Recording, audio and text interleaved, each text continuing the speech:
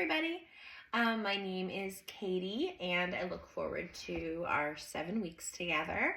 Um, I am an elementary school teacher. I teach second grade. I've been doing that for 21 years, but I also direct musicals for my school district, and then I own a theater company, and I do musicals year round with that. So I've been a theater person from the get-go.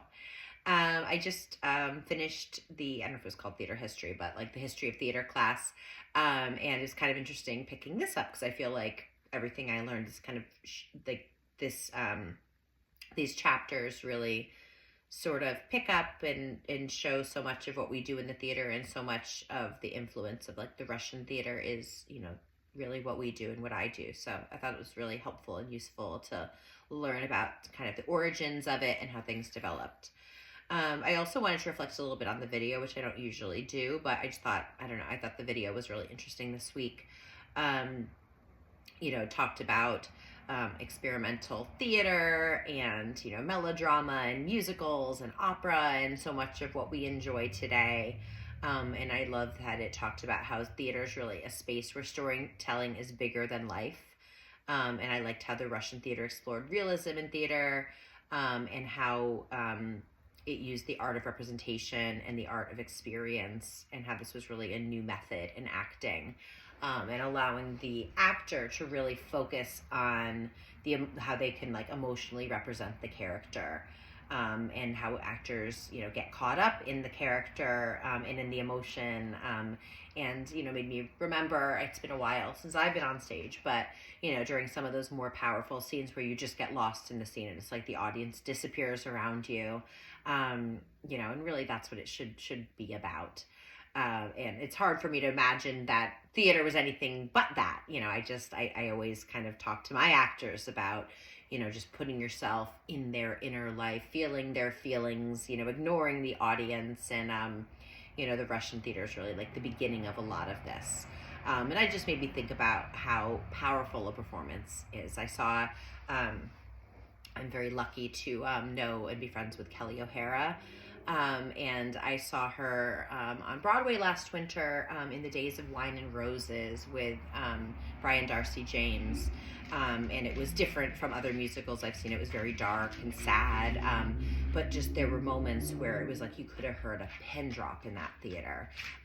We all got so caught up in the emotionality of both of them, and just imagining, what it must be like to be in a show like that where everything is just so heightened.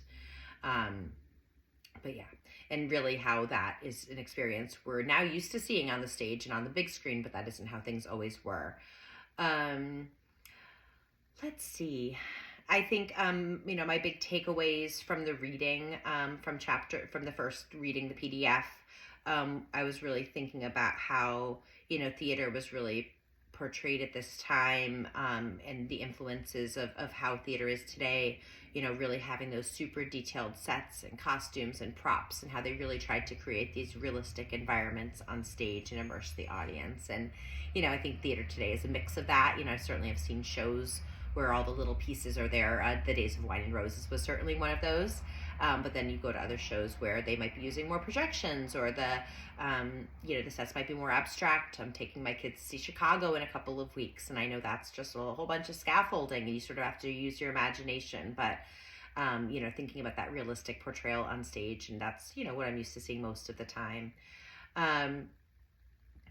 So also thinking about the ensemble acting, the importance of the director overseeing everything, but it really got me thinking about how, we want all of our actors to be in character and be purpose driven. It isn't just the leads, that guy pushing a cart across the stage, he has a story to tell too. And, when I do have time to work with my ensemble or with acting students, I love trying to kind of figure out who that character is, even though it might not be a character on the cast list. Who are you on stage? What's your purpose? What are you trying to do? What do you need? How do you feel about all these things happening around you? What outside influences are driving you in this scene? So, I think just it was interesting to look back. I never really studied the Russian theater before, and it wasn't actually like a huge focus. It was a bit of a focus, but I'm in my history class, but this really made me think about things a different way, and look at how the Russian theater really developed over time, and everything they had to overcome to get to where they were, and how that has impacted what we do today.